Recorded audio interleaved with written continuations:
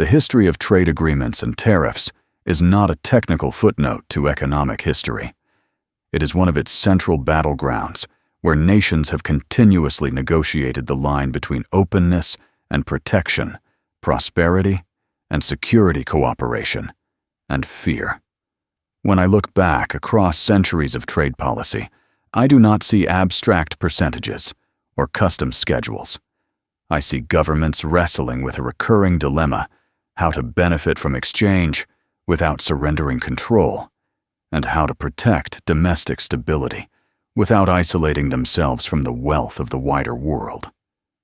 Tariffs and trade agreements are not opposites. They are alternating expressions of the same anxiety about dependence. In the ancient and medieval worlds, trade policy was simple because trade itself was limited. Tariffs existed primarily as tolls designed to raise revenue rather than shape economic structure. City-states and empires taxed goods at gates, ports, and river crossings because trade was visible and slow. The objective was not to protect domestic industry. There often was none in the modern sense, but to fund armies, roads, and rulers. Trade was tolerated, even encouraged, but never trusted fully. Foreign merchants were useful and suspect in equal measure. Here, tariffs were instruments of sovereignty, not ideology.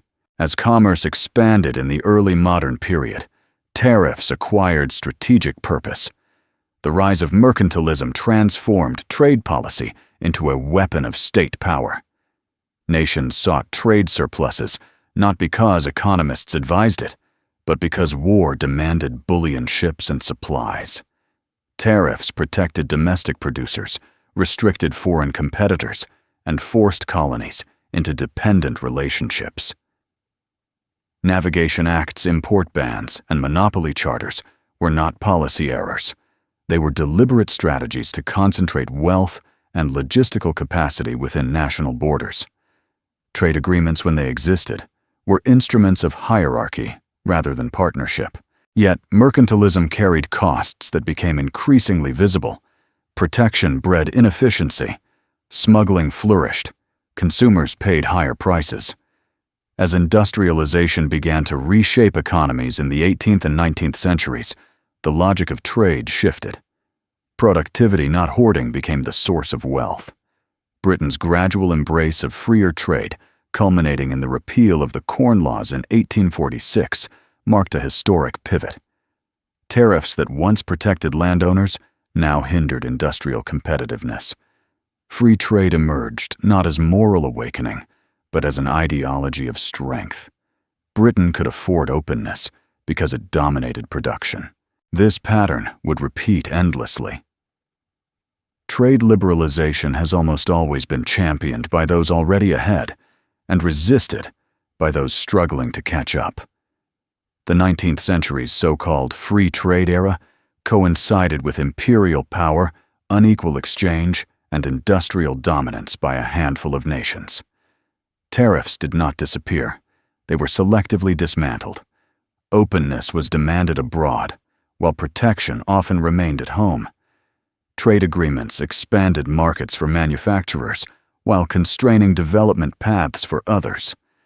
History reminds us that trade policy is rarely neutral. It reflects relative power more than universal principle. The early 20th century exposed the fragility of this arrangement. World War I shattered global trade networks. When peace returned, nations attempted to restore openness without addressing underlying imbalances. The Great Depression delivered the final blow. As demand collapsed, governments raised tariffs defensively. The infamous Smoot-Hawley tariff in the United States symbolized this retreat, but it was only one part of a global wave. Trade agreements unraveled. Volumes collapsed. Each country acted rationally in isolation, yet collectively deepened the crisis. This episode carved a permanent lesson into economic memory. Uncoordinated protection can turn recession into catastrophe. Out of this failure emerged a new philosophy after World War II. Trade agreements were no longer framed as zero-sum contests, but as stabilizing institutions. The General Agreement on Tariffs and Trade, GATT, sought gradual reciprocal tariff reduction under shared rules. This was not naive idealism. It was an attempt to prevent the trade wars that had amplified depression and conflict.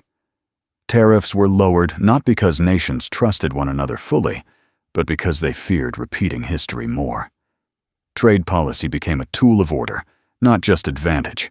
For several decades, this system delivered expansion. World trade grew faster than output. Supply chains lengthened. Comparative advantage became operational reality. Tariffs fell, especially among industrialized nations. Trade agreements deepened, evolving into the World Trade Organization and regional blocs like the European Union. Yet beneath this success lay persistent asymmetries. Liberalization favored capital and export-oriented sectors. Adjustment costs were unevenly distributed. Some regions deindustrialized while others surged. Trade agreements promised aggregate gains while obscuring local losses. By the late 20th century, this tension hardened into political backlash. As globalization intensified, trade agreements expanded beyond tariffs into rules governing labor, investment, intellectual property, and regulation. They reached deep into domestic policy space. For supporters, this was necessary harmonization. For critics, it felt like erosion of sovereignty. Tariffs, once dismissed as relics, returned as symbols of resistance. History was turning again, not because trade had failed absolutely, but because its benefits and burdens no longer aligned with social expectations. What this long arc reveals is that trade agreements and tariffs are cyclical responses to changing conditions. When growth is strong and trust, high openness expands. When shocks arrive and insecurity rises, protection returns. Neither phase is permanent. Each carries risks. Excessive tariffs invite retaliation and stagnation. Excessive openness invites dependency and backlash. The art of trade policy has always been balance, though balance is easier to praise than to sustain. And it is at this point where trade policy once again oscillates between cooperation and confrontation that the deeper historical meaning becomes clear, because tariffs and agreements are not merely economic tools. They are signals of how societies perceive risk, fairness, and control, and the future of global trade will depend not on choosing free trade or protection in the abstract, but on whether nations can design systems that acknowledge inequality, manage adjustment, and preserve legitimacy without retreating into isolation as the story moves toward that interdependence. Because the modern phase of trade agreements and tariffs is defined not by ignorance of history, but by selective memory of it. Nations remember the benefits of openness when growth is strong and the dangers of dependence when shocks arrive. This dual memory explains why today's trade landscape feels unstable rather than ideological. Governments are not choosing between free trade and protection as doctrines. They are improvising under pressure, trying to reconcile economic integration with political legitimacy in societies where trust has thinned. In the early 21st century, trade agreements reached their most ambitious scope. They no longer focused primarily on tariffs, which were already low among major economies, but on standards, rules, and enforcement. Intellectual property, digital trade, environmental provisions, and dispute settlement mechanisms became central. Trade policy moved inside the state, shaping domestic regulation as much as border flows.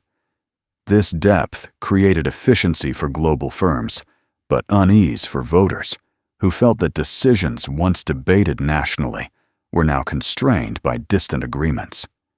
History shows that when trade policy becomes invisible, yet intrusive, backlash is not an anomaly. It is a correction. Tariffs returned in this environment, not simply as economic barriers, but as political symbols. They signaled sovereignty, decisiveness, and protection of domestic employment even when their economic impact was ambiguous. Trade wars, once thought obsolete, reappeared as instruments of negotiation and signaling. Retaliation replaced coordination. Yet history reminds us that tariff escalation rarely restores balance. It redistributes pain. Consumers pay more, exporters lose markets, and uncertainty freezes investment. The purpose of modern tariffs is often less about protecting industries than about buying time for adjustment that has been politically delayed. At the same time, trade agreements did not vanish. They fragmented. Mega-regional deals emerged alongside bilateral accords. Supply chains reorganized around trusted partners rather than lowest cost. The language of comparative advantage gave way to the language of resilient security and strategic autonomy. This shift echoes earlier moments in history, when openness receded under stress, only to return later in altered form. Trade does not end. It reroutes. Agreements become narrower, more conditional, and more explicitly political. The deepest historical lesson of trade agreements and tariffs is therefore not that one approach is superior, but that legitimacy determines durability. Trade regimes survive when societies believe adjustment is shared and benefits are visible. They fracture when gains concentrate and losses feel permanent. The post-war trade order endured because it was paired, however imperfectly, with domestic institutions that cushioned disruption. When those cushions weakened, openness lost its social foundation. History is unforgiving on this point. Markets can integrate faster than societies can absorb. Looking forward, the future of trade policy will not be written in grand declarations, but in pragmatic compromises. Climate constraints will shape tariffs through carbon borders. Technology will reshape agreements through data rules. Geopolitics will condition access more openly than before. None of this is unprecedented. It is the continuation of a long pattern in which trade policy adapts to the dominant source of risk. Yesterday, it was scarcity. Later, it was overcapacity. Today, it is dependence itself. If this exploration of the history of trade agreements and tariffs has sharpened how you read today's headlines, I invite you to subscribe and continue these journeys through financial and economic history with me, and to leave a comment, sharing whether you believe the next stable trade order will be built on openness, resilience, or some uneasy mixture of both, because history teaches us that trade policy never answers the question of who we trade with alone, but always the deeper question of who we are willing to trust when prosperity and security pull in opposite directions.